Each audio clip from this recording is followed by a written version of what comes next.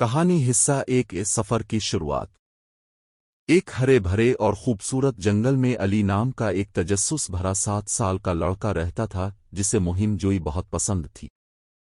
ایک دھوپ والی صبح علی نے اپنے بوڑھے والد اور اپنے رنگین طوطے کوکو کے ساتھ جنگل کی سیر کرنے کا فیصلہ کیا۔ انہوں نے اپنے ساتھ کچھ کھانا، پانی اور ایک چھوٹا سا نقشہ رکھ لیا۔ جب وہ لمبے درختوں کے نیچے سے گزر رہے تھے تو انہیں پرندوں کی چہچہاہٹ اور پتوں کی سرسراہٹ سنائی دے رہی تھی۔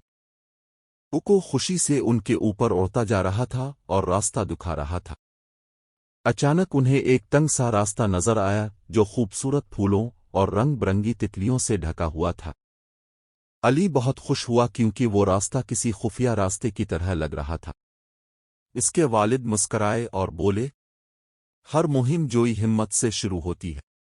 پھر تینوں اس راستے پر چل پڑے، یہ سوچتے ہوئے کہ گہرے جنگل میں انہیں کون سی حیرت انگیز چیزیں ملنے والی۔ کہانی حصہ 2 کھویا ہوا ننھا ہرن۔ جب علی اور اس کے والد جنگل کے اندر مزید آگے بڑھ رہے تھے تو انہیں ایک ہلکی سی رونے کی آواز سنائی دی۔ رنگین طوطا کوکو فوراً ایک جھاڑی کی طرف الفاڑ کر گیا اور انہیں بلانے لگا۔ جب وہ جھاڑی کے پیچھے پہنچے تو انہوں نے ایک ننھا سا ہرن دیکھا جو بہت ڈرا ہوا اور کھویا ہوا لگ رہا تھا۔ علی آہستہ آہستہ اس کے قریب گیا اور اسے تھوڑا سا پانی دیا۔ ننھا ہرن آہستہ آہستہ پرسکون ہونے لگا۔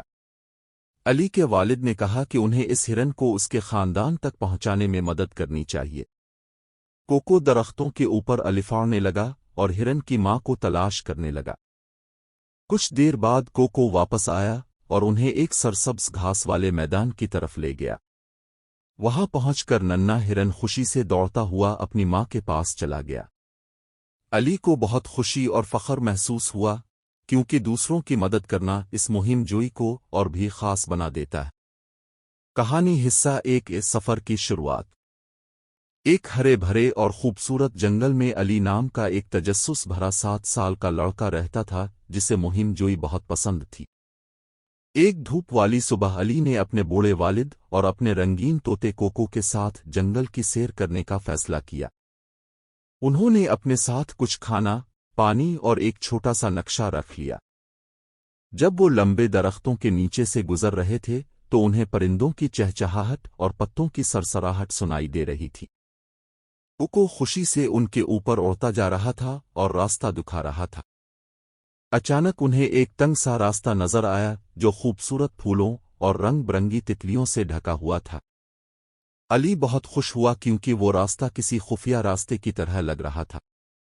اس کے والد مسکرائے اور بولے، ہر مہم جوئی ہمت سے شروع ہوتی ہے۔ پھر تینوں اس راستے پر چل پڑے، یہ سوچتے ہوئے کہ گہرے جنگل میں انہیں کون سی حیرت انگیز چیزیں ملنے والی ہیں۔